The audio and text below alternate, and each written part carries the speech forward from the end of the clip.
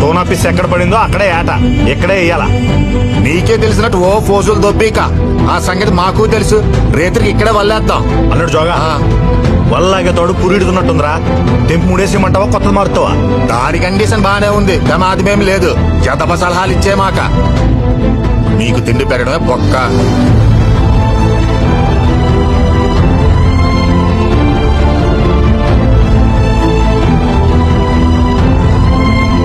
Extra చేయమాకు, నీ హద్దులో నువ్వు ఉండు.